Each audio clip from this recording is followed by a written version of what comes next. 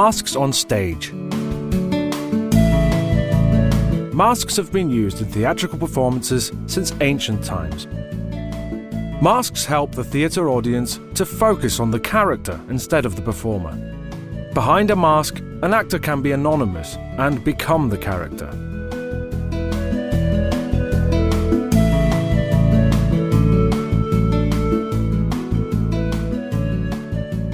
The ancient Greeks were famous for their theatre. Actors would wear masks like these on stage. They had exaggerated expressions to demonstrate the character's emotions clearly. The audience would be sure exactly how the characters were feeling. Only men were allowed to act at that time, so the masks were also useful for the actors playing the parts of women.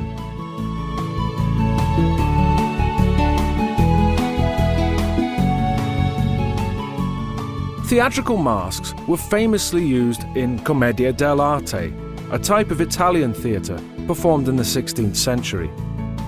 These performances were all about the humour. They were never actually written, as actors were expected to improvise the lines. The masks in commedia dell'arte had very distinct features. Each character's mask was unique. They often had bushy eyebrows and long noses. The actors moved in exaggerated ways too, which all helped to entertain audiences throughout Italy. Theatrical masks were not only used in Western theatre. In medieval times, no plays were performed throughout Japan. The masks were mainly used to portray non-human roles. However, even if an actor wore a mask of a monster, the mask would not have much or any expression. It was the job of the actor to bring the character to life through the use of movements and gestures.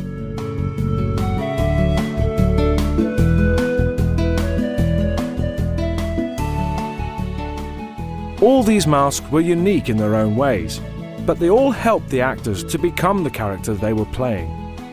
You can still watch theatre performances using these kinds of masks all over the world today.